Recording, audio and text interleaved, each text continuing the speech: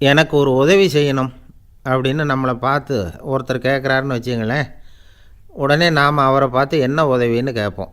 இதுதான் சராசரி மனிதர்களின் இயல்பு. ஆனால் ஒருத்தர் எனக்கு ஒரு உதவி செய்யணும் அப்படின்னு கேட்ட உடனே என்ன உதவின்னு கூட கேட்காம சரி செய்கிறேன் அப்படின்னு ஒத்துக்கிறது இருக்குது பாருங்கள், அது கொஞ்சம் அபூர்வம். அந்த காலத்தில் ஒருத்தர் இருந்தார். அவர் எப்படி தெரியுமா? உதவி கேட்குறவங்க நல்லவங்களா கெட்டவங்களா அப்படின்னு கூட பார்க்கல, தனக்கு நன்மையா தீமையா அப்படின்னு கூட பார்க்கல, உதவி செய்கிறேன்னு புறப்பட்டு விட்டார். அவர் யார் தெரியுமா? அவர் தான் நல சக்கரவர்த்தி. அவர் மாதிரி நாமும் உதவி கேட்குறவங்களுக்கு உடனே உதவி செய்கிறதுக்கு தயாராக இருக்கணும் அப்படின்னு சொன்னார் ஒரு ஆன்மீக பேச்சாளர். நல சரித்திரத்தை அவர் சொல்லிக்கிட்டு இருந்தார். இந்திரன், அக்னி, வருணன், யமன் இவங்க 4 பேரும் நலனை பார்த்து எங்களுக்கு நீ உதவி செய்யணும், எங்களுக்காக நீ தூது போகணும் அப்படின்னு கேட்குறாங்க. யாருக்கிட்ட தூது போகணும், என்ன காரியத்துக்காக போகணும் அப்படின்னு கேட்கணும்ல. நலன் அப்படி கேட்கவே இல்லை, உடனே சரின்னு ஒத்துக்கிறான். அதுக்கப்புறம் அவங்க விவரம் சொல்கிறாங்க, என்ன உதவி, யாருக்கிட்ட தூது போகணும் அப்படிங்கிற விவரத்தை சொல்கிறாங்க. நலனுக்கும் அப்புறம்தான் புரியுது, எந்த தமயந்தியை இவன் காதலிச்சானோ, எந்த தமயந்தின் சுயம்வரத்துக்காக இவன் போய்கிட்டு இருக்கிறானோ அந்த தமயந்தியை பார்த்து தங்களுக்காக அவகிட்ட வாதாடணும், பேசணும், தங்களில் ஒருத்தரை கல்யாணம் பண்ணிக்கும்படியாக கேட்கணும் அப்படின்னு அவங்க 4 பேரும் நலன்கிட்ட கேட்குறாங்க. இதை கேட்டதும் நலன் கொஞ்சம் கூட முகம் சுளிக்கலை, பதட்டப்படலை. நேராக தமயந்திக்கிட்ட போகிறான்.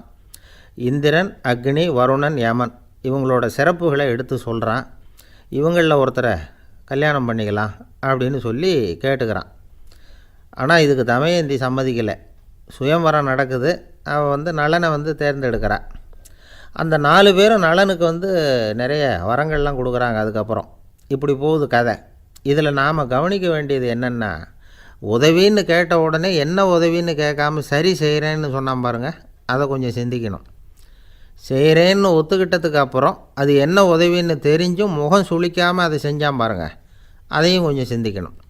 நம்மால் ஒருத்தன் ஒரு நண்பனை தேடி போனால் எனக்கு ஒரு உதவின்னா சரி சொல்லுன்னா, இப்போ உங்ககிட்ட 2 கார் இருந்தால் என்ன பண்ணுவேன்னா உடனே அதில் ஒன்று உங்ககிட்ட கொடுத்துருவேன்னா, அவன் உங்ககிட்ட 2 பங்களா இருந்தால் என்ன பண்ணுவேன்னா அதில் ஒன்று உங்ககிட்ட கொடுத்துருவேன்னா, உங்ககிட்ட 2 பேனா இருந்தால் என்ன பண்ணுவேன்னா அதில் ஒரு பேனாவை உங்ககிட்ட கொடுக்க மாட்டேன்னா அவன். ஏன்டா அப்படி சொல்கிறேன்னா, ஏன்னா இப்போ நிஜமாகவே என்கிட்ட 2 பேனா இருக்குது, அதனால் அப்படி சொல்கிறேன் அப்படின்னு அவன். ரொம்ப பேருக்கு கூட்டத்தில் பேசுகிறதுன்னா பயம், நமக்கு ஒன்றும் தெரியாதுன்னு மற்றவங்க நினச்சிடக்கூடாதுங்கிற எண்ணம் தான் இதுக்கு காரணம். ரொம்ப முக்கியமான ஒரு கூட்டம்னா பயம் அதிகமாக இருக்கும். முக்கியமானவங்கள்லாம் வருவாங்களே, அவங்களாம் நம்மளை பற்றி மட்டமாக நினச்சிருவாங்களே அப்படிங்கிற பயம் வந்துடும். ஆனால் மேடை பேச்சுங்கிறது அவ்வளவு கடினமான ஒரு காரியம் இல்லைங்கிறாங்க அது சம்பந்தமான நிபுணர்கள். யாரும் பேச்சாளர் ஆகலாம், இது ஒன்றும் பெரிய கிஃப்ட்டு கிடையாது அப்படின்னு அவங்க சொல்கிறாங்க. நீங்கள் ஒரு சிறந்த பேச்சாளர் ஆகணுமா அப்படின்னா அதுக்குன்னு சில ஆலோசனைகளை சொல்லி வச்சுருக்கிறாங்க அனுபவசாலிகள். முதல் ஆலோசனை என்னென்னா, உங்கள் பேச்சு எளிமையாக இருக்கணும். ஏதாவது ஒரு கருத்து அல்லது 2 கருத்து சொன்னால் போதும், 20 அல்லது 30 கருத்துக்களை சொல்லிகிட்டே போகக்கூடாது. 2வது ஆலோசனை, நீங்கள் என்ன பேச போகிறீங்கிறது முதல்ல உங்களுக்கு நல்லா புரியணும். அதுக்கப்புறம் தான் அதை அடுத்தவங்களுக்கு புரிய வைக்க முடியும். எப்படி ஆரம்பிக்க போகிறோம், எந்த கருத்தை முக்கியமாக வலியுறுத்த போகிறோம், எப்படி முடிக்க போகிறோம் அப்படிங்கிறத முதல்லே நல்லா சிந்தித்து மனசில் வச்சுக்கணும். கடைசியாக என்ன சொல்கிறீங்களோ அதுதான் கேட்குறவங்க மனசில் நிற்கும். 3வது ஆலோசனை என்னென்னா, உங்கள் பேச்சு சுருக்கமாக இருக்கணும். ஒரு 15 நிமிஷம் பேசுகிறது ரொம்ப பொருத்தம், மணிக்கணக்கில் பேசிக்கிட்டு இருக்கிறது நல்லதில்லை. 4வது ஆலோசனை, நீங்கள் பேசுகிறது உண்மையாக இருக்கணும். உங்களுக்கு உண்மையான அனுபவங்கள் இருக்கும், அதை சொல்லலாம். உங்களுடைய உண்மையான அனுபவங்களை மற்றவங்களோட பகிர்ந்துக்கணும், அதுதான் முக்கியம். 5வது ஆலோசனை, ஆரம்பத்தில் கொஞ்ச நேரம் உங்களை பற்றியும் எதிரில் உள்ளவங்களை பற்றியும் சம்மந்தப்படுத்தி ஏதாவது பேசி ஒரு நெருக்கத்தை ஏற்படுத்திக்கணும். ஒவ்வொருத்தரும் இப்போ இவர் பேச போகிறது நம்ம சம்மந்தப்பட்டது அப்படின்னு நினைக்க ஆரம்பிச்சிருவாங்கல்ல, அதுக்கப்புறம் அவங்க கேட்க தயாராகிட்டாங்கன்னு அர்த்தம். எதிரில் உட்காந்துருக்கிற கூட்டத்திலேருந்து 3 பேரை தேர்ந்தெடுங்க. அதாவது வலது பக்கம் ஒருத்தர், நடுவில் ஒருத்தர், இடது பக்கம் ஒருத்தர். அதாவது உங்களை ரொம்ப கனிவாகவும் ஆர்வமாகவும் பார்க்குறவராக பார்த்து தேர்ந்தெடுத்துங்க மனசுக்குள்ளே. நீங்கள் பேசும்பொழுது என்ன பண்ணணும்னா, இவங்களை நேருக்கு நேராக மாறி மாறி பார்த்துக்கிட்டே பேசுனீங்கன்னா நீங்கள் ஏதோ ஒட்டுமொத்த கூட்டத்தையும் பார்த்து பேசுகிறதாக ஒரு உணர்வு அது ஏற்படுத்திவிடும். 6வது ஆலோசனை என்னென்னா, சொற்பொழிவுன்னா நீங்கள் பேசணும், படிக்கக்கூடாது. எழுதி படிக்கிறது நல்லா இருக்காது. குறிப்புகள் வேணும்னா வச்சுக்கலாம். படிக்கிறது பேப்பர்லேருந்து வர்றது மாதிரி இருக்கும், பேசுகிறது இதயத்திலேருந்து வர்றது மாதிரி இருக்கும். அப்புறம் 7வது ஆலோசனை சொல்கிறாங்க. அது என்னென்னா, மேடையில் ஏறி நின்ன உடனே இயல்பாக மூச்சை இழுத்து விட்டுங்க, இயல்பு நிலைக்கு வாங்க, அதுக்கப்புறம் இயல்பாக பேச ஆரம்பிக்கலாம் அப்படிங்கிறாங்க. இவ்வளவும் பேச்சு கலையில் வல்லுநர்களாக இருக்கிறவங்க சொல்லுகிற ஆலோசனைகள். இதையெல்லாம் கடைப்பிடிச்சா நமக்கும் அதுக்கும் வெகு தூரம்னு நினச்சிக்கிட்டு இருந்த ஒன்று இப்போ கிட்டத்தில் நெருங்கி வந்துடும். நாம் சொல்கிறபடியெல்லாம் அது கேட்கும். ஒரு பேச்சாளர், அவருக்கு சுருக்கமாகவே பேச தெரியாது. மேடையில் ஏற்றி விட்டுவிட்டா போதும், ஆரம்பிச்சிருவார், நிறுத்த மாட்டார், பேசிக்கிட்டே இருப்பார். ஒரு தடவை அவர் ஒரு கூட்டத்தில் ரொம்ப நேரம் பேசிக்கிட்டே இருக்கிறார். எதிரில் பொறுமை இழந்த ஒருத்தர் தன்னுடைய கை கடிகாரத்தை காட்டினார். அதை கவனித்த பேச்சாளர், மன்னிக்கணும், கை கடிகாரம் நான் கொண்டுகிட்டு வர மறந்துட்டேன், அதுதான் நேரம் போனதே தெரியல அப்படின்னு சொல்லியிருக்கிறார். இதுக்கு அவர் சொன்னாராம் கோபமாக, ஏய்யா கடிகாரத்தை தான் பார்க்க முடியல, மறந்துட்டேன், பக்கத்தில் மாட்டியிருக்கிற கேலண்டரையாவது பார்க்கக்கூடாதா அப்படின்னாராம்.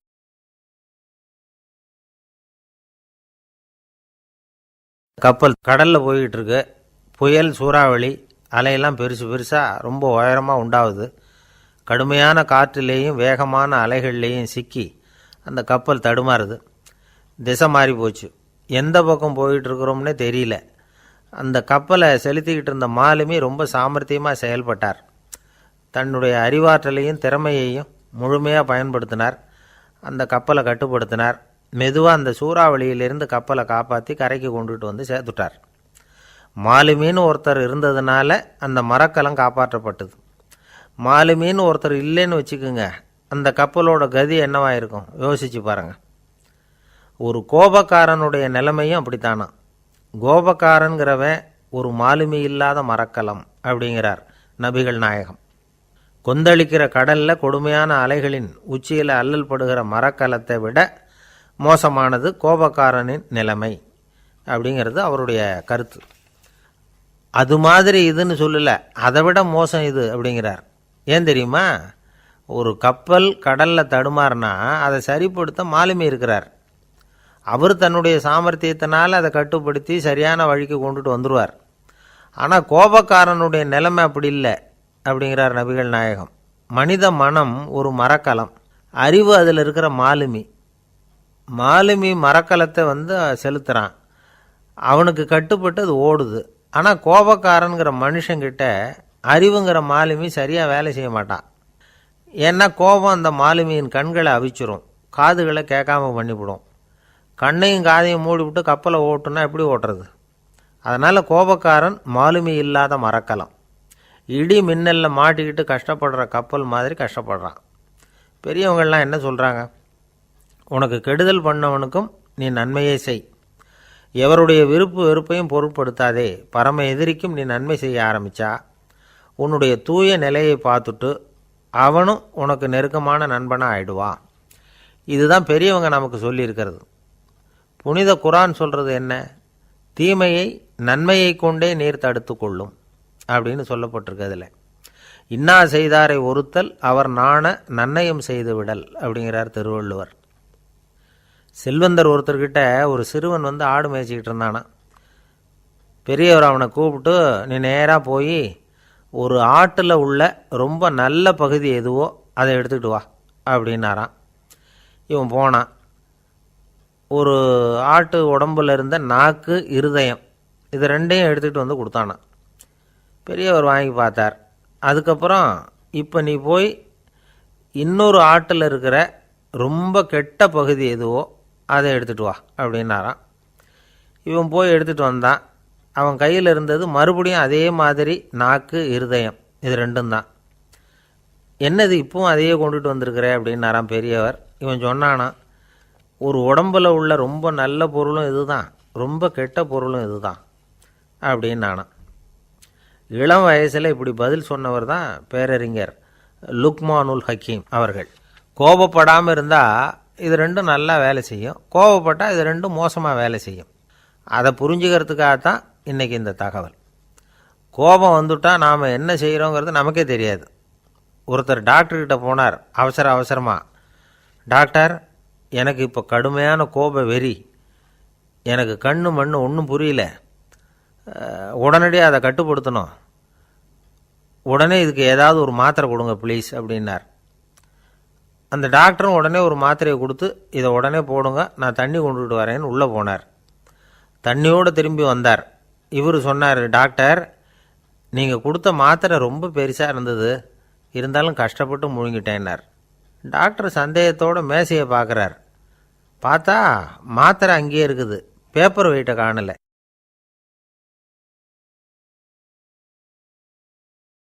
தானத்தில் சிறந்தது எது அப்படின்னு ஒரு கேள்வியை கேட்டு, தானத்தில் சிறந்தது நிதானம் அப்படின்னு அதுக்கு ஒரு பதிலும் சொல்கிறவங்க உண்டு. நிதானம் ரொம்ப அவசியம், அதுவும் இன்றைய உலகத்துக்கு ரொம்ப அவசியம். இன்றைக்கி உலகம் ரொம்ப பரபரப்பாக போய்கிட்டு இருக்குது. பொறுமையாக இருக்கணும்னு நினைக்கிறவங்களால கூட அப்படி இருக்க முடியறதில்ல. பொறுமையை சோதிக்கிறது மாதிரி பல சம்பவங்கள், அதையெல்லாம் சந்திச்சே தீர வேண்டியிருக்குது. எங்கே போனாலும் க்யூவில் நிற்க வேண்டியிருக்குது, எங்கே போனாலும் காத்துக்கிட்டு இருக்க வேண்டியிருக்கு. ஆஃபீஸ்லேயோ வீட்லேயோ கூட நீங்கள் நிதானமாக பொறுமையாக நடந்துக்க தெரியலன்னா உங்களுக்கு சிடுமூஞ்சி, முசுடு இப்படிலாம் பேர் வச்சுருவாங்க. அது உங்களுக்கு தேவையா? சரி, வாழ்க்கையில் பொறுமைசாலின்னு பேர் வாங்கிறதுக்கு என்ன வழி? முதல் பாயிண்ட், நீங்கள் நினைக்கிறது, எதிர்பார்க்கறது, செய்கிறது எல்லாமே 100% கரெக்டாக நடக்கணும்னு ஆசைப்படக்கூடாது. எதுவாக இருந்தாலும் அதில் ஓரளவுக்கு தவறு நடக்கலாம் அப்படிங்கிறத எதிர்பார்த்தே இருக்கணும். ஓரளவுக்கு அதை அனுமதிக்கணும். ஒரு நண்பரை 6 மணிக்கு ஒரு இடத்துக்கு வர சொல்லியிருக்கிறீங்க, 6 மணிக்கு அவர் வரலை, உடனே பொறுமை இழந்து நடந்துக்கக்கூடாது. ஒரு 10 நிமிஷம் டிலே ஆகலாம். ஒரு வர்ற வழியில் பஸ்ஸு கூட ஏதாவது டிராஃபிக்கில் மாட்டியிருக்கலாம். அதெல்லாம் எதிர்பார்த்தே கொஞ்சம் காத்திருக்கிறதுல ஒன்றும் தப்பு இல்லை. சில சமயம் டிலே ஆகிறது கூட நல்லதாக முடியும். ஒரு பஸ்ஸை தவற விட்டுட்டு, ஐயோ கொஞ்சம் ஒரு 2 நிமிஷம் முன்னாடி வந்திருந்தால் பிடிச்சிருக்கலாமே அப்படின்னு தவிச்சிக்கிட்டு இருப்பாங்க சில பேர். அடுத்தபடியாக வர்ற பஸ்ஸு நேரடியாக நீங்கள் போக வேண்டிய இடத்துக்கே கொண்டு போய் விடுற பஸ்ஸாக கூட இருக்கலாம். அது உங்களுக்கு முன்னாடி தெரியாதுல்ல. சில நெருக்கடியான சூழ்நிலைகளை தமாஷா எடுத்துக்கிறதுக்கு பழகிக்கணும். சில இடங்களுக்கு போகிறப்ப காத்திருக்கிறதுக்கு நம்ம மனசை தயார்படுத்திக்கிட்டே போகணும். ஒரு ரயிலுக்கோ பஸ்ஸுக்கோ அல்லது விமானத்துக்கோ கப்பல் பிரயாணத்துக்கோ போகிறப்போ அங்கே போய் நீங்கள் மணிக்கணக்கில் கூட காத்துக்கிட்டு தான் இருக்கணும். புறப்படுற நேரம் கூட மாறலாம். நீங்கள் போய் சேர்ந்ததும் அது உடனே புறப்படணும்னு கட்டாயமாக என்ன? அது மாதிரி சமயத்தில் படிக்கிறதுக்குன்னு சில சுவாரஸ்யமான புத்தகங்களையும் கையில் எடுத்துக்கலாம். உங்களை சுற்றி எவ்வளவோ சுவாரஸ்யமான சம்பவங்கள் நடந்துக்கிட்டு இருக்குதுல்ல, அதையெல்லாம் வேடிக்கை பாருங்கள். எதுக்காக காத்துக்கிட்டு இருக்கிறோமோ அந்த காரியத்தில் உண்மையாகவே நமக்கு ஒரு அக்கறை இருந்தால் நமக்கு போர் அடிக்காது. சில கோயில்களில் பார்த்துருப்பீங்க, தரிசனத்துக்காக பக்தர்கள் நாள் கணக்கில் காத்துக்கிட்டு இருப்பாங்க. அவங்களெலாம் அழுத்துக்கிறது இல்லை. ஆண்டவனை தரிசிக்கணுங்கிற உண்மையான அக்கறை இருக்கிறதுனால அவங்களுக்கு போர் அடிக்கிறது இல்லை. ஆனால் சில சினிமா தியேட்டரில் கூட பார்க்கலாமே, சினிமா க்யூ கூட அப்படி தான். சாயந்தரம் 6 மணி ஆட்டத்துக்கு காலம்பரம் 6 மணிக்கே போய் கூட காத்துக்கிட்டு இருப்பாங்க. அவங்களுக்கெல்லாம் போர் அடிக்காது, படம் பார்க்குற ஆர்வம். இன்னொரு முக்கியமான விஷயத்தை நாம் பழக்கப்படுத்திக்கணும். லிவ் ஃபார் தி மூமெண்ட் அப்படிங்கிறாங்க நிபுணர்கள். ரொம்ப பேர் எப்படின்னா அடுத்தபடியாக நடக்க போகிற விஷயத்திலேயே கவனமாக இருப்பாங்க. அந்த நினப்புலேயே இந்த நிமிஷத்தை பொறுமை இல்லாமல் கழிப்பாங்க. ஒருத்தர் இருக்கார், அவர் எப்படின்னா ஆஃபீஸ் முடியறதுக்குள்ளேயே சார் 5 மணிக்கெல்லாம் ரெடியாக இருங்க, நாம் அந்த ஹோட்டலில் போய் டிஃபன் சாப்பிட்ணும் அப்படின்னு 4 மணிலேருந்து சொல்லிகிட்டு இருப்பார். 4:55க்கே பரபரப்பாக ஓடி வருவார். 2 பேரும் புறப்படுவோம், ஹோட்டலுக்கு போவோம், சாப்பிட்டுக்கிட்டு இருப்போம். அப்படி சாப்பிட்டுட்டு இருக்கிறப்பே சார் சாப்பிட்டு முடித்ததும் நேராக ஒரு ஜவுளி கடைக்கு போகிறோம் அப்படிம்பார். பரபரக்க சாப்பிட்டு முடிப்பார், புறப்படுவார். ஜவுளி கடையில் அவசரமாக சீக்கிரம் பில் போடுங்க சார், சினிமாவுக்கு நேரம் ஆகிடும்பார். சினிமா தியேட்டரில் உட்காந்து அடுத்தபடியாக எங்கே டின்னர் சாப்பிட்றதுன்னு யோசனை பண்ணிகிட்டு இருப்பார். ராத்திரி படுக்கையில் விழுந்ததுக்கு அப்புறமும் நாளைக்கு காலையில் எழுந்திரிச்சதும் அதை பண்ணணும் இதை பண்ணணும்னு திட்டம் போட்டுக்கிட்டே இருப்பார். அதாவது எப்போவும் அடுத்த நிமிஷம், அடுத்த நாள், அடுத்த வாரம், அடுத்த வருஷம், இதுதான் அவங்க சிந்தனை. இந்த நிமிஷம் என்ஜாய்மெண்ட்டை அவங்க இழந்துடுறாங்களாம்.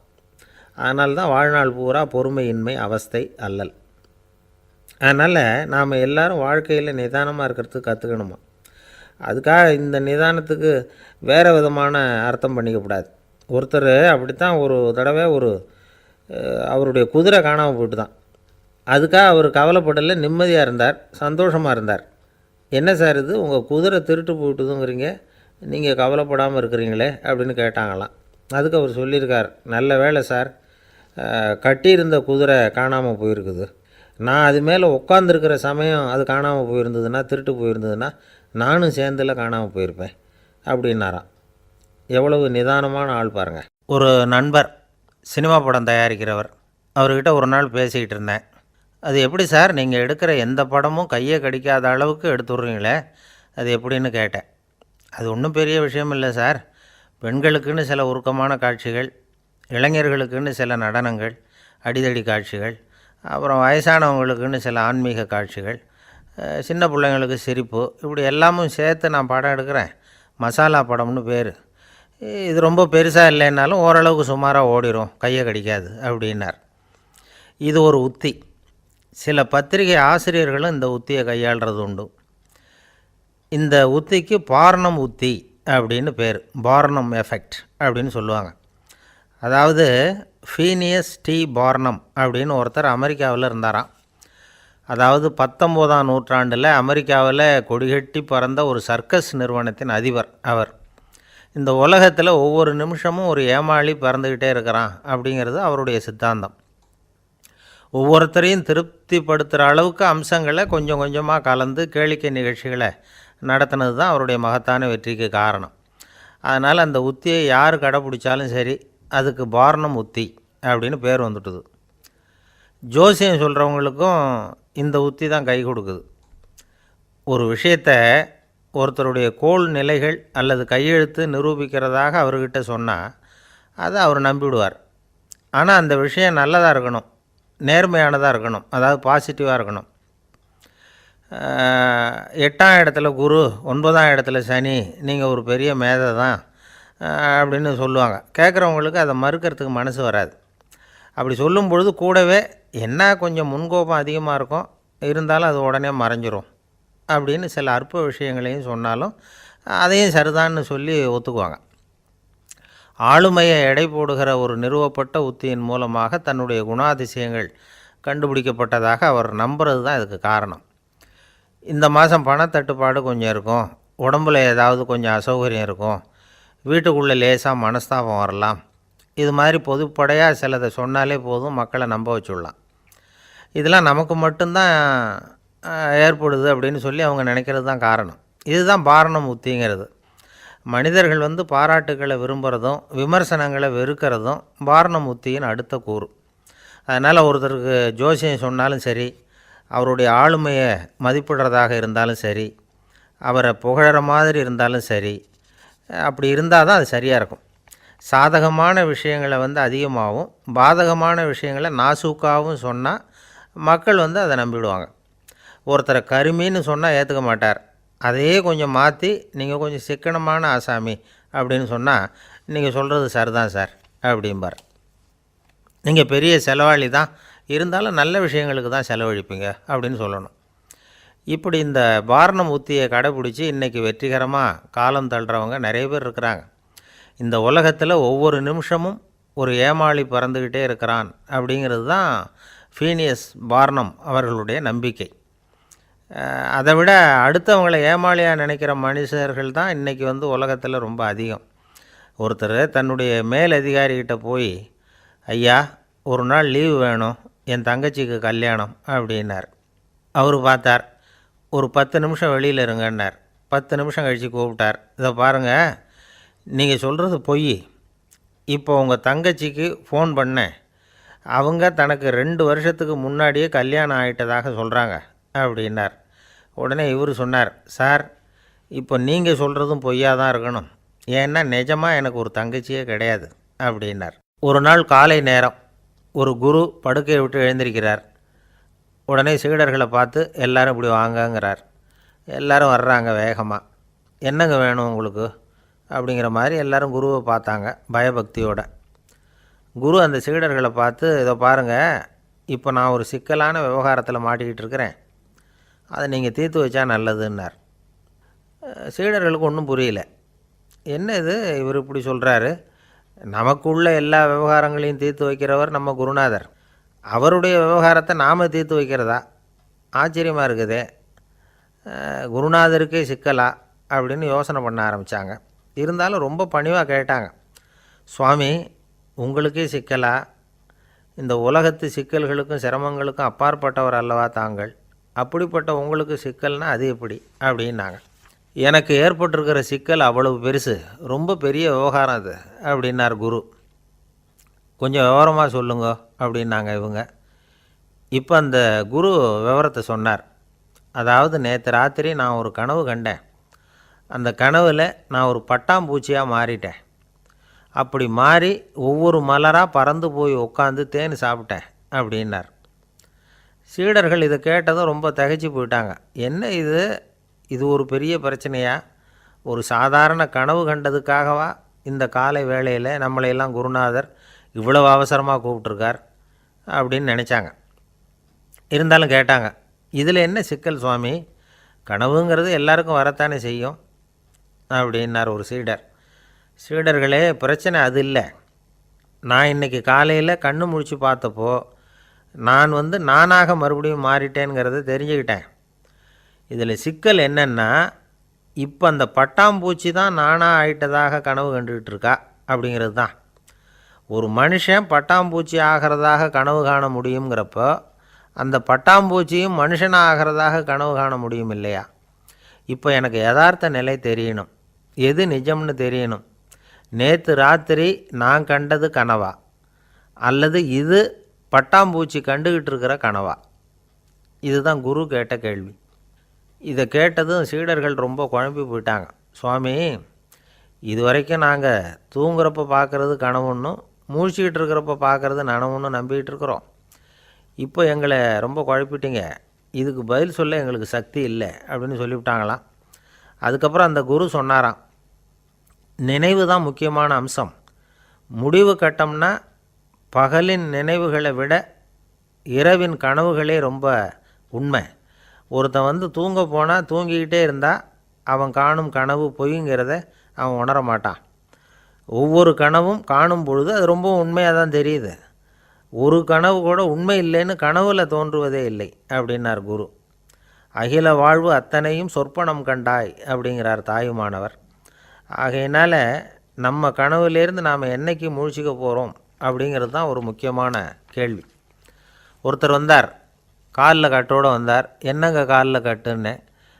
சார், நேற்று ராத்திரி தூக்கத்தில் எங்கள் வீட்டு கூரையில் ஏணியை சாத்தி வச்சு இறங்கினப்போ வழுக்கி விழுந்து காலை உடச்சிக்கிட்டேன்னார். உங்கள் வீட்டில் தான் ஏணியே கிடையாது சார் அப்படின்னு. உண்மைதான் சார், நான் கீழே விழுந்து முழிச்சுக்கிட்டதுக்கு அப்புறம் தானே ஏணி இல்லைங்கிறது எனக்கு ஞாபகம் வந்தது அப்படின்னார். சில பேர் ஆளை பார்த்தா 60 வயசு மாதிரி தோணும், உண்மையான வயசு என்னன்னு பார்த்தா 40 அல்லது 45 சில பேரை பார்க்குறதுக்கு 45 மாதிரி தெரியும், உண்மையிலேயே 65 தாண்டி இருப்பாங்க. ஒரு மனிதனுக்கு 2 வகையான வயது உண்டுங்கிறார் ஓஷோ. அதாவது உடம்புக்குன்னு ஒரு வயசு, மனசுக்குன்னு ஒரு வயசு.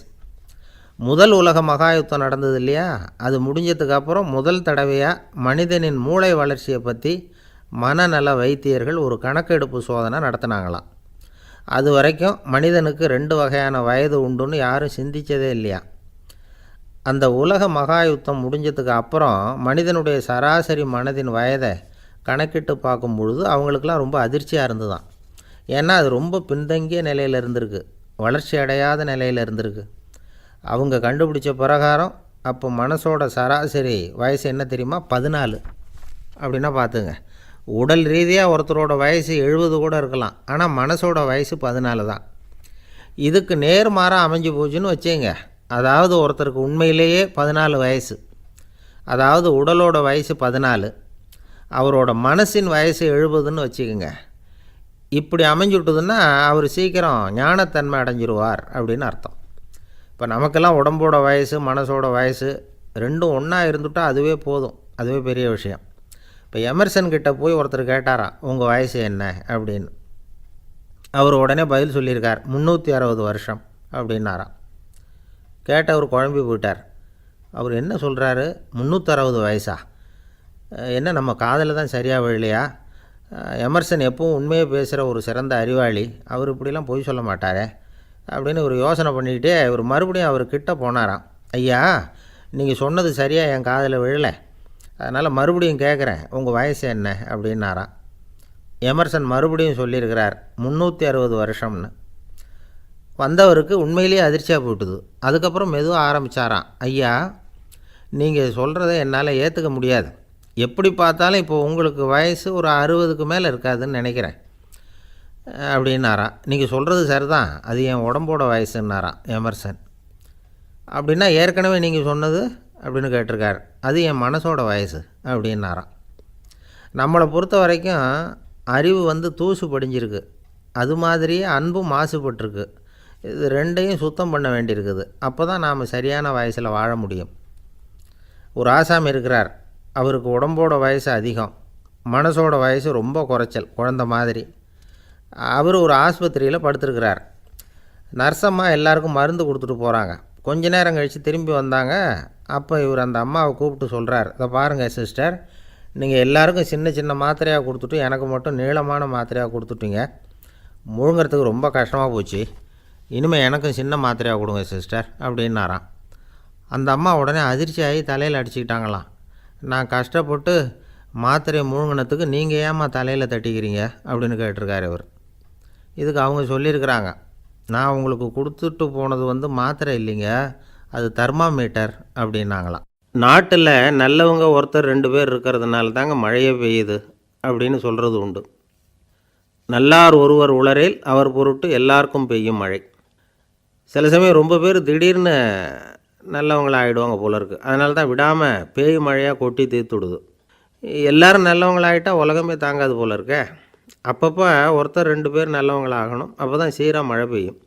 மாதத்துக்கு 3 பேர் நல்லவங்களானால் மாதம் மும்மாரி பொழியும். இதெல்லாம் வேடிக்கை பேச்சு. இப்போ இதெல்லாம் ஒரு பக்கம் இருக்கட்டும், இப்போ விஷயத்துக்கு வருவோம். ஒரு கும்பலில் நல்லவன் யார் அப்படிங்கிறத எப்படி கண்டுபிடிக்கிறது? இதுக்கு ஒரு வேடிக்கை கதை உண்டு. என்னுடைய நண்பர் ஒருத்தருக்கு அவங்க பாட்டியம்மா சொன்ன கதையாக அது. அது என்ன கதைன்னா, ஒரு ஊரில் ஒரு சமயம் பலமான மழை பெய்ய ஆரம்பிச்சுட்டு தான். இடி மின்னல் ரொம்ப கடுமையாக இருந்திருக்குது. ஆரம்பித்த மழை வர வர கடுமையாக ஆகிட்டு இருக்குதே தவிர நிற்கிற பாடாக தெரியல. ஊர் ஜனங்கள்லாம் பார்த்தாங்க. இதுக்கு மேலேயும் வீட்டு உள்ளே இருந்தால் ஆபத்துங்கிறத புரிஞ்சுக்கிட்டாங்க. ஏன்னா வீடெல்லாம் இடிஞ்சி விழுந்துருமோங்கிற பயம். உடனே எல்லோரும் புறப்பட்டு ஊருக்கு பொதுவாக இருந்த ஒரு மண்டபத்தில் போய் தங்கிக்கிட்டாங்க. மின்னல் கடுமையாக இருந்தது. இடி எந்த நேரத்துலையும் விழலாம்ங்கிற நிலைமை. எப்போ விழலாம்னு பார்த்துக்கிட்டு இருக்குது. அந்த மண்டபத்தில் இருந்த ஜனங்கள் மனசுக்குள்ளே ஒரு பயம். நம்ம கூட்டத்தில் யாராவது ஒரு கெட்டவன் பாவம் பண்ணவன் இருந்தால் கூட இடி இந்த மண்டபத்தில் விழுந்துடும், அது எல்லாருக்கும் ஆபத்து அப்படின்னு நினச்சாங்க. சரி, இதுக்கு என்ன பண்ணலாம் அப்படின்னு யோசனை பண்ணாங்க. அந்த கூட்டத்தில் ஒரு பெரியவர் இருந்தார். அவர் ஒரு யோசனை சொன்னார். இதை பாருங்கள், அதுக்கு ஒரு வழி இருக்குது.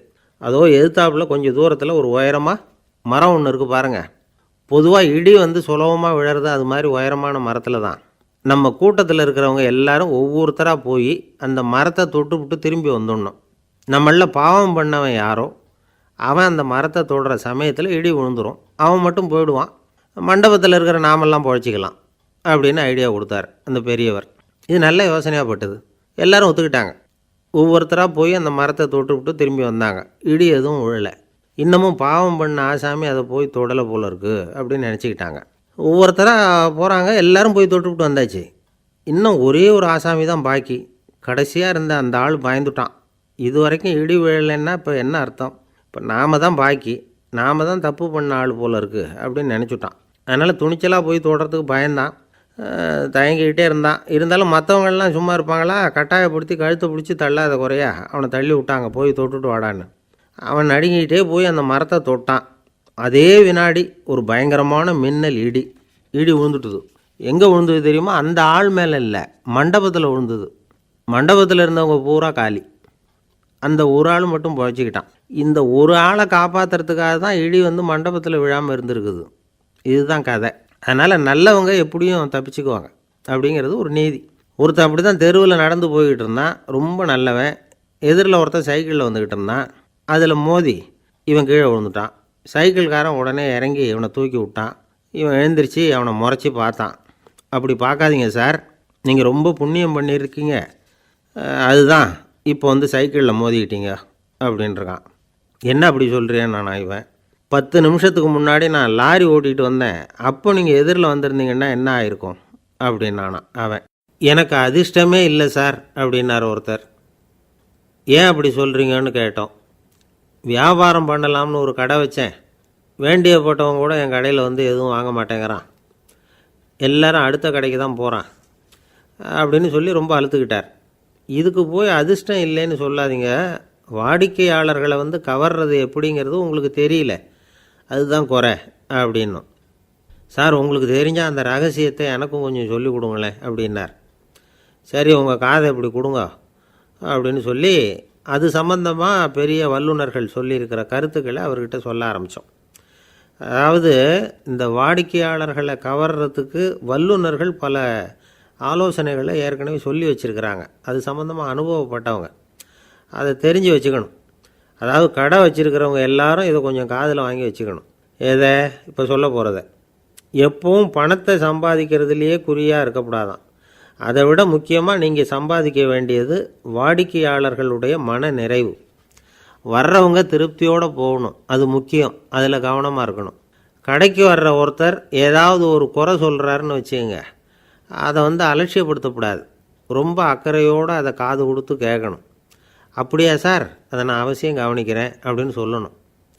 ஒருத்தர் வரார், சார் நேற்றுக்கு உங்கள் கடையில் இதை நான் வாங்கிட்டு போனேன், வீட்டில் இது வேணான்னு சொல்லிவிட்டாங்க, திருப்பி கொடுக்கறதுக்காக தான் வந்திருக்கிறேன் அப்படின்னு சொல்லி திருப்பி கொடுக்குறார். உடனே நீங்கள் வந்து முகம் சுளிக்கக்கூடாது, எரிச்சல் படக்கூடாது. வழக்கம் போல் நிதானமாக முகம் மலர்ச்சியோடு அதை திருப்பி வாங்கிக்கணும். இவ்வளவு ரூபாய்க்கு சாமான் வாங்கினா இந்த ஸ்பூன் அன்பளிப்பு, இப்படி ஏதாவது கொடுக்கலாம். பண்டிகை காலங்கள்லேயும் பொருள்கள் வாங்குறவங்களுக்கு இப்படி ஏதாவது பொருத்தமாக ஒரு அன்பளிப்பு கொடுக்கலாம். நீங்கள் கொடுக்கறது ஒரு சர்வசாதாரணமான பொருளாக இருந்தால் கூட அது வாங்குகிற ஒரு மனசில் ஒரு மகிழ்ச்சியை ஏற்படுத்தும். எதுவும் உங்களால் கொடுக்க முடியலன்னா உங்கள் முகம் நிறைஞ்ச சிரிப்பையாவது கொடுங்க, அது போதும். உங்கள் கடையில் இல்லாத ஒரு பொருளை வாடிக்கையாளர் வந்து கேட்குறார், உடனே இல்லைன்னு முகத்தில் அடித்தது மாதிரி சொல்லிடக்கூடாது. கொஞ்சம் உட்காருங்க சார் அப்படின்னு சொல்லி உங்கள் பணியாளர் யாரையாவது அனுப்பி வெளியிலேருந்து வாங்கிட்டு வர சொல்லி அவர்கிட்ட கொடுக்கலாம். சில பேர் உங்கள் கடைக்கு வரும்பொழுது அவங்க வீட்டு குழந்தைகளையும் கூப்பிட்டுக்கிட்டு வர்றாங்கன்னு வைங்க. நீங்கள் என்ன செய்யணும்னா அந்த குழந்தைகளை முதல்ல கவனிக்கணும். அது கன்னத்தை கிள்ளணும், அதுக்கிட்ட விளையாடணும், அதுக்கு ஏதாவது மிட்டாய் பிஸ்கட் எதையாவது கொடுத்து அது கவனத்தை கவரணும். அதுக்கப்புறம் பெரியவங்களை கவனிக்கலாம். உங்கள் கடையில் வேலை செய்கிற பணியாளர்கள் சுத்தமாக இருக்கணும், சிரித்த முகம், சுறுசுறுப்பு, இது ரெண்டும் அவங்களுக்கு தேவை. அழுது வடிஞ்சிக்கிட்டு இருக்கக்கூடாது. அப்புறம் இன்னொரு விஷயம், அதிகமாக பொருள் வாங்குகிற ஒருத்தர்கிட்ட அதிக மரியாதையாகவும் குறைச்சலாக பொருள் வாங்குறவர்கிட்ட வேறு விதமாகவும் நடந்துக்கக்கூடாது. எல்லாருக்கிட்டையும் சமமாக நடந்துக்கணும். 5 ரூபாய்க்கு வாங்கினாலும் சரி, 500 ரூபாய்க்கு வாங்கினாலும் சரி, அவங்கக்கிட்ட நீங்கள் காட்டுற மரியாதையில் வித்தியாசம் இருக்கக்கூடாது. எல்லாத்துக்கும் மேலே அவங்க கடையில் ஒரு பொருள் வாங்கினா அது உண்மையானதாக இருக்கும், தரமுள்ளதாக இருக்கும் அப்படிங்கிற நினைப்பு ஜனங்களுக்கு வரணும். அதனால் தரமான பொருளையே நீங்கள் வந்து உங்கள் கடையில் வச்சுருக்கணும். இது வரைக்கும் நான் சொன்னதையெல்லாம் கவனத்தில் வச்சுக்கிட்டு நீங்கள் கடையை ஆரம்பிச்சிங்கன்னா வியாபாரம் பிச்சுக்கிட்டு போகும். அப்படி போகலன்னா அதுக்கப்புறம் கேளுங்க. ஏன்னா இந்த யோசனைகள்லாம் அனுபவப்பட்டவங்க சொல்லியிருக்கிற யோசனைகள். இந்த யோசனைகளில் நீங்கள் எச்சரிக்கையாக இருக்க வேண்டிய ஒரு விஷயம் உண்டு. அது என்னங்கிறதையும் தெரிஞ்சு வச்சுக்கிறது நல்லது. என்னுடைய நண்பர் ஒருத்தர் வந்தார். சார், உங்கள் யோசனையை கேட்டதுனால நான் ஒரு அறை வாங்கினது தான் மிச்சம்னார். என்ன ஆச்சுன்னு கேட்டேன். எங்கள் கடைக்கு ஒரு பெரிய அம்மா குழந்தைய தூக்கிட்டு வந்தாங்க சார். உங்கள் யோசனைப்படி அந்த குழந்தையோட கன்னத்தை கிள்ளணும்னு முயற்சி பண்ணினேன். திடீர்னு அந்த நேரம் பார்த்து அந்த குழந்தை தலையை குனிஞ்சிக்கிட்டுது. என் கை வந்து குழந்தையோட கன்னத்துக்கு பதிலாக அது தூக்கிட்டு வந்தவங்க கன்னத்தை கிள்ளிவிட்டுது. அதுதான் இப்படி ஆகிட்டுது அப்படின்னார் கன்னத்தை தடவிக்கிட்டே. ஒரு நாள் ஒரு 10-15 பள்ளிக்கூடத்து பிள்ளைங்க தேடிட்டு வந்தாங்க. உங்களை பார்த்துட்டு தான் போகணும், அதுக்காக தான் வந்திருக்கோம்னாங்க. என்ன விஷயம்னு கேட்டோம். நாங்கள்லாம் கூடி ஒரு முடிவு பண்ணியிருக்கிறோம், அதை உங்கள்கிட்ட சொல்லணும் அப்படின்னாங்க. அதுவும் ஒரு வாண்டு பையன் அதை சொன்னான். என்ன முடிவு அது அப்படின்னு கேட்டோம் ரொம்ப ஆர்வமாக. அதை இப்போ சொல்ல மாட்டோம், எங்களுக்கு பிடிக்கிற மாதிரி ஏதாவது ஒரு தகவல் சொன்னால் அதுக்கப்புறம் நாங்கள் அதை சொல்கிறோம் அப்படின்னா அந்த வாண்டு பையன். சரி, சின்ன பையன்கிட்ட இன்றைக்கி வசமாக மாட்டிக்கிட்டோம் அப்படின்னு நினச்சிக்கிட்டு அவங்களுக்கு தகுந்த மாதிரி ஒரு கதை சொல்ல ஆரம்பித்தோம். அது என்ன கதைன்னா, ஒரு பெரிய காடு, அதில் பலவிதமான மிருகங்கள். அந்த காட்டுக்கு ஒரு சிங்கம்தான் ராஜா. எப்பவும் காட்டுக்கு அது தானே ராஜா. ஒரு பெரிய யானைக்கு இது பொறுக்கலை. என்ன இது, எப்போ பார்த்தாலும் இங்கே சிங்கத்துக்கே ராஜா பதவி கிடைக்கிது, நான்லாம் எவ்வளவு பலசாலியாக இருக்கிறேன், அப்படி இருந்தும் எனக்கு அந்த பதவி கிடைக்கலையே அப்படின்னு தனக்குள்ளே பொறுமிக்கிட்டே இருந்தது. ராஜா பதவியை நினச்சி ரொம்ப ஏக்கம், அதுக்கு பதவி மோகம். இந்த சமயம் பார்த்து ஒரு குள்ள நரி கூட்டம் அதை தேடிட்டு வந்தது. ஐயா பெரியவங்களே, நீங்கள் இந்த காட்டுக்கு ராஜாவாக இருக்க ஆசைப்படுறீங்க, அதில் ஒன்றும் தப்பு இல்லை. ஆனால் அதுக்கு முன்னாடி நீங்கள் எங்கள் கூட்டத்துக்கு கொஞ்ச நாள் தலைவராக இருங்க, அதாவது ராஜாவாக இருங்களேன், உங்களுக்கும் ஒரு ட்ரைனிங் கிடைச்சது மாதிரி இருக்கும் அப்படின்னு சொல்லியிருக்குது இந்த கூட்டம், குள்ளநெறி கூட்டம். இதை கேட்ட உடனே யானைக்கு ரொம்ப சந்தோஷம் தாங்கலை. அதுதான் எப்போன்னு பதவிக்காக காத்துக்கிட்டு இருக்குதே. இருந்தாலும் கொஞ்சம் பிகுவோட, சரி நீங்கள்லாம் இவ்வளோ தூரம் என்னை தேடிட்டு வந்து கேட்குறதுனால மறுக்க முடியல அப்படின்னு ரொம்ப ஏதோ அவளுக்கு சிரமப்பட்டு ஒத்துக்கிறது மாதிரி ஒத்துக்கிட்டது. ஏதோ உங்கள் ஆசைக்கு கட்டுப்படுறேன், கொஞ்ச நாள் உங்கள் கூட்டத்துக்கு ராஜாவாக இருக்கிறதுக்கு சம்மதிக்கிறேன் அப்படின்னுது. உடனே அந்த யானை ராஜ நட போட ஆரம்பிச்சிட்டுது. யானை சாதாரணமாக நடந்தாவே எப்படி இருக்குங்கிறது நமக்கு தெரியும். அதுவே ராஜ நடந்தால் எப்படி இருக்கும் கற்பனை பண்ணி பாருங்கள். யானை முன்னாடி கம்பீரமாக போய்கிட்டு இருக்குது, தலைவர் இல்லையா, அதனால் குள்ள நரிகள்லாம் ரொம்ப அடக்கமாக அது பின்னாடி அணிவகுத்து போயிட்டுருக்குது. ராஜா வாழ்க, மன்னர் வாழ்க அப்படின்னு கோஷம் வேறு. யானைக்கு தலைகால் புரியல, அவ்வளவு சந்தோஷம். அந்த யானைக்கு செருக்கு, ஆணவம் எல்லாம் ஏற்பட்டு போச்சு. அதுக்கப்புறம் அது தரையை பார்க்குமா, நிமிர்ந்து நடக்க ஆரம்பிச்சுட்டுது. தரையை பார்க்குறதே இல்லை. அப்படி போயிட்டுருக்கிறப்போ ஒரு சதுப்பு நிலத்தில் திடீர்னு காலை வச்சுட்டுது. அவ்வளோதான், கால் உள்ளே போட்டுது. இன்னொரு காலை எடுத்து வச்சுது, அதுவும் உள்ளே போட்டுது. அந்த 2 காலையும் எடுக்கிறதுக்காக அடுத்த 2 காலையும் அழுத்திச்சு, அதுவும் உள்ளே போக ஆரம்பிச்சுட்டுது. இப்போ 4 காலம் வசமாக சேத்துல அழுந்தி போச்சு, எடுக்க முடியல. குள்ள நரிகள்லாம் அதை சுற்றி வந்தது. சிலது சுற்றி நின்று டான்ஸ் ஆட ஆரம்பிச்சுட்டுது யானையை பார்த்துட்டு. இதை யானை பார்த்தது. என்ன இது தலைவர், நான் தவிச்சிக்கிட்டு இருக்கிறேன், தொண்டர்கள்லாம் சுற்றி நின்று வேடிக்கை பார்த்துக்கிட்டு இருக்கிறீங்க, டான்ஸ் ஆடுறீங்க அப்படின்னு கேட்டு தான். தொண்டர்களே, தலைவர் நான் தவிச்சிக்கிட்டு இருக்கிறது உங்களுக்கு தெரியலையா? இப்போ உடனே உங்கள் தலைவரை காப்பாற்ற வேண்டியது உங்கள் கடமை இல்லையா அப்படின்னு கத்துச்சான் அந்த யானை. குள்ள நரிகளில் ஒன்று முன்னாடி நின்று அந்த யானையை பார்த்து தான், தலைவரே, எங்களுக்கு ரொம்ப நாளாக ஒரு ஆசை, அந்த ஆசையை நிறைவேற்றிக்கிறதுக்காக தான் உங்களை எங்கள் தலைவராக ஏற்றுக்கிறோம்னு சொன்னோம் அப்படின்னு தான். என்ன ஆசைன்னு கேட்டிருக்கு யானை. யானை கறி சாப்பிட்டு பார்க்கணுங்கிறது எங்களுக்கு ரொம்ப நாளாக ஆசை, அது இன்றைக்கி தான் நிறைவேற போகுது அப்படின்னு தான் அந்த நரி. இதை கேட்ட உடனே அந்த யானை அப்படியே மூர்ச்சி ஆகிட்டு தான். நரிகள்லாம் அது மேலே ஏறி குதற ஆரம்பிச்சுட்டு தான். பதவி மேலே இருந்த பேராசை அந்த பலசாலியான யானையையே மாட்டி விட்டுட்டுது பார்த்தீங்களா அப்படின்னு சொல்லி முடித்தோம் இந்த கதையை அந்த சின்ன பிள்ளைங்கக்கிட்ட. சரிங்க, இப்போ நாங்கள் உங்களை தேடி வந்த விஷயம் என்னங்கிறத சொல்லவா அப்படின்னா ஒரு வாண்டு பையன். சீக்கிரம் சொல்லு தம்பி, சஸ்பென்ஸ் தாங்கலை அப்படின்னோம். அவன் மெதுவாக எங்களை பார்த்து சொல்கிறான், எங்களுக்கு கொஞ்ச நாள் நீங்கள் தலைவராக இருந்தால் தேவலை அப்படின்னா. மனிதர்களில் சில பேர் ரொம்ப வித்தியாசமாக நடந்துக்குவாங்க. மற்றவங்களுக்கு அது ரொம்ப ஆச்சரியமாக கூட இருக்கும். அந்த ஆள் ஒரு மாதிரி, பார்த்து நடந்துக்கோ அப்படின்னு கூட சொல்கிறது உண்டு. இவங்களை பார்த்து நாம் பித்து குளியும்போம். உளவியல் இவங்களை எக்ஸென்ட்ரிக்ஸ் அப்படின்னு சொல்லுது. இவங்களை மனநோயாளிகள்னு தவறாக புரிஞ்சிக்கக்கூடாது. அவங்க வேறு, இவங்க வேறு. எக்ஸென்ட்ரிக்ஸ் பற்றின சில விவரங்கள் ஒரு புத்தகத்தில் இருக்குது. அதாவது ஸ்காட்லாந்தில் ஒரு உளவியல் மருத்துவர் அதை எழுதியிருக்கிறார். அவர் பேர் டாக்டர் டேவிட் வீக்ஸ். அவருக்கு ஒரு உதவியாளர் இருந்தாராம், அவர் பேர் கேட் உட். இவங்க 2 பேரும் சேர்ந்து இங்கிலாந்து பூரா சுற்றி பார்த்துருக்காங்க. 3 வருஷம் சுற்றினாங்களாம். நான் சொன்னது மாதிரி ஒரு மாதிரியாக இருக்கிற ஆசாமிகள் பல பேரை சந்தித்து பேசி அவங்கள பற்றி ஆய்வுலாம் நடத்தியிருக்கிறாங்க. அப்படி நடத்தி அதை ஒரு புத்தகமாக எழுதியிருக்கிறாங்க. நிறைய பேசி பார்த்துட்டு அவங்க சொல்லியிருக்கிறத கேட்டால் ரொம்ப ஆச்சரியமாக இருக்குது.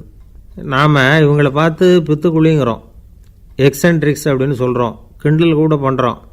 ஆனால் அவங்களோட அறிவு ரொம்ப தெளிவானதான் இந்த ஆராய்ச்சியாளர்கள் சொல்கிறாங்க. அவங்க உடல் நலமும் ரொம்ப நல்லா இருக்குதான், உடம்புலையும் எந்த கோளாறும் இல்லையா. அவங்களுக்கு மகிழ்ச்சியும் அதிகமாக, ஆயுளும் அதிகமாக. அவங்களில் பல பேர் என்ன சொல்கிறாங்கன்னா, நீங்கள் நினைக்கிறது மாதிரி இல்லை நாங்கள், ஆனால் நாங்கள் மற்றவங்கள்லேருந்து வேறுபட்ட தன்மை உள்ளவங்க அப்படிங்கிறத ஒத்துக்கிறாங்களாம். இந்த உலகம் பிறந்ததுலேருந்தே இப்படிப்பட்ட வித்தியாசமான ஆசாமிகளும் பிறந்திருக்கிறாங்க. சரி, அப்படிப்பட்டவங்க எப்படி இருப்பாங்க? இப்போ ஒரு மகாராஜா தன்னோட நாய்க்கு லட்சக்கணக்கில் பணம் செலவு பண்ணி கல்யாணம் பண்ணி வச்சிருக்கிறார். ஒரு கோடீஸ்வரர் தான் வளர்த்துக்கிட்டு இருந்த பூனைகளுக்கு தன்னோட சொத்து பூராவும் எழுதி வச்சிருக்கிறார். இது மாதிரி ஒருத்தர் 2 பேர் இல்லை, நிறைய பேர் உண்டு. சில பேர் எப்படி தெரியுமா, அவங்களுக்கு வசதியில் எந்த குறையும் இருக்காது, வீடு, காரு, பணம் எல்லாம் தாராளமாக இருக்கும். அப்படி இருந்தாலும் அவங்கக்கிட்ட ஒரு பழக்கம் இருக்கும். யாராவது ஒரு நண்பர் வீட்டு விசேஷத்துக்கு போயிருப்பார், இல்லைன்னா ஒரு கடைக்கு போயிருப்பார். அவங்க ரொம்பவும் மரியாதையாக வரவேற்று எல்லாம் பண்ணிகிட்டு இருப்பாங்க. ஆனால் இவர் அவங்களுக்கு தெரியாமல் ஏதாவது ஒரு பொருளை திருடி பாக்கெட்டில் போட்டுக்கிட்டு வந்துடுவார். அப்படி வந்தால் தான் இவருக்கு திருப்தி. பல பேர் அவங்க வளர்த்த பிராணிகளுக்கு பளிங்கு கல்லால் சமாதி கட்டி வச்சுருக்கிறாங்க. இப்படிலாம் பண்ணுறாங்க. பல பேர் அவங்களுக்கு பிடித்தமான ஒருத்தர் எப்படியோ அதே மாதிரி தலைமுடி, தாடி வச்சுக்கிறது, உடை உடுத்திக்கிறது, மலை குகையில் போய் குடியிருக்கிறது, இப்படி எவ்வளவோ வினோதமான நடவடிக்கைகள். இவங்களையெல்லாம் ஆய்வு பண்ணின டாக்டர் வீக்ஸ் என்ன சொல்கிறார் தெரியுமா? பொதுவாக இவங்க உயர்ந்த புத்திசாலிகளாக இருக்கிறாங்க. ஒருமைப்பட்ட மனம், கருமையுமே கண்ணான பண்பு, தனிமையை நாடுற மனப்பான்மை எல்லாம் இவங்களுக்கு உண்டு. அவங்களில் பல பேர் அவங்க பெற்றோருக்கு முதல் குழந்தை அல்லது ஒரே குழந்தை, இப்படி தான் இருக்கிறாங்க. இது மாதிரியானவங்க பெண்கள் ஒரு பங்குன்னா ஆண்கள் 2 பங்கு. இவங்கெல்லாம் ஆக்கப்பூர்வமான செயல் செய்கிறாங்க. அப்படிப்பட்டவங்களாக தான் இருக்கிறாங்க. அடுத்தவங்கக்கிட்ட அன்பு காட்டுறவங்களாக இருக்கிறாங்க. உற்சாகம் ஊட்டுறவங்களாக இருக்கிறாங்க. அவங்களுடைய ஆக்கப்பூர்வமான பணிகளுக்கு ஊக்கம் கொடுத்தா அவங்க மன சந்தோஷமும் உடல் நலமும் பெருகும், ஆயுளும் கூடும். இதெல்லாம் அந்த டாக்டருடைய கண்டுபிடிப்பு. பித்துக்குழித்தனத்துக்கும் மனநோய்க்கும் வித்தியாசம் உண்டுங்கிறத சொல்கிறது தான் இந்த தகவல். அதனால் ரெண்டும் ஒன்றுன்னு நினச்சிடக்கூடாது. ஒரு நண்பன் ஒருத்தனை பற்றி சொல்கிறோம். அவன் எந்த வகைன்னு நீங்களே முடிவு பண்ணுங்களேன். அவன் ஒரு கல்யாண வீட்டுக்கு போய் சாப்பிட்டுட்டு வெளியில் வந்தோம். அவன் கூட வெளியில் வந்த உடனே ரொம்ப நேரமாக தன்னோட செருப்பை தேடிக்கிட்டு இருந்தான். என்னப்பா இன்னுமா உன் செருப்பு கிடைக்கல அப்படின்னு கேட்டோம். இல்லை என்னது முன்னாடியே கிடைச்சுட்டுது, அதை விட நல்லதாக ஏதாவது கிடைக்குமான்னு பார்க்குறேன் அப்படின்னா அவன்.